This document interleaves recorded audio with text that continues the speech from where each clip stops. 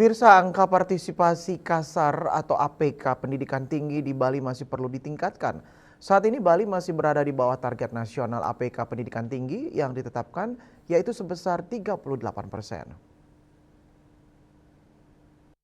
Kondisi tersebut menjadi tantangan bersama untuk memperluas akses masyarakat terhadap pendidikan tinggi sekaligus meningkatkan kesadaran pentingnya melanjutkan studi setelah lulus sekolah menengah. Kepala Lembaga Layanan Pendidikan Tinggi Wilayah 8 Bali dan Nusa Tenggara Barat, I Gusti Lanang Bagus Eratodi mengatakan, masih banyak masyarakat yang memilih langsung bekerja setelah lulus sekolah karena ingin segera memperoleh penghasilan. Ia menjelaskan pola pikir tersebut perlu diperkuat kembali dengan pemahaman bahwa pendidikan tinggi merupakan investasi jangka panjang untuk masa depan. Selain persoalan akses, ia menyebut minimnya informasi mengenai beasiswa juga dinilai menjadi salah satu penyebab belum optimalnya angka partisipasi pendidikan tinggi di Bali. Ia memaparkan, saat ini tersedia berbagai skema bantuan pendidikan yang dapat dimanfaatkan masyarakat, mulai dari KIP kuliah hingga beasiswa yang disiapkan pemerintah daerah. Di sisi lain, masyarakat juga dinilai perlu mengetahui bahwa pilihan program studi di Bali kini semakin lengkap dan mampu menjawab kebutuhan zaman.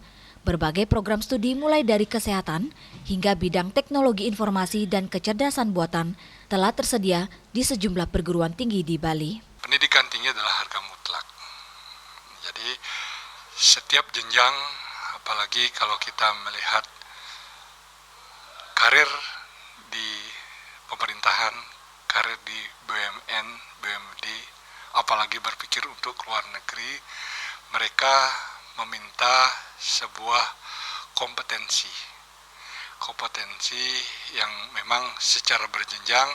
Setiap saat kita bukan sebagai orang, ya boleh dikatakan bukan sebagai tenaga kasar, operator, tenaga-tenaga yang bekerja handal di bidang tertentu, tetapi dengan pendidikan tinggi bukan hanya sebagai tenaga hard skill yang dimiliki, soft skill berjenjang mulai S1 bahkan S2, karena kalau kita melihat saat ini contoh hotel-hotel, secara keseharian memang orang-orang yang mau dibutuhkan adalah hard skill, operator yang bisa dimiliki atau dijalani oleh masyarakat kita yang cukup dengan studi 1 tahun, 2 tahun, mungkin melalui pelatihan-pelatihan atau LPK.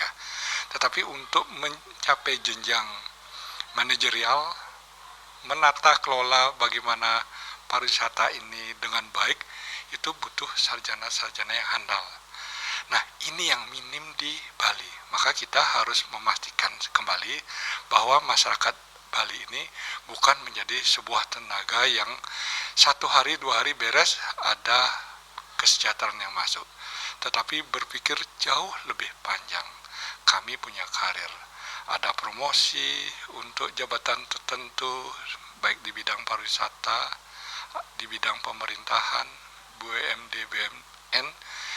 Orang Bali mesti siap, tangguh, ikut berkompetisi. Nah, inilah yang mesti kita pastikan kembali. Jangan hanya berpikir bekerja selesai, tetapi masa depan begitu panjang. Tenaga-tenaga S2, S3 ini yang ditunggu-tunggu oleh insan-insan industri, mitra-mitra terutama dari tingkat internasional.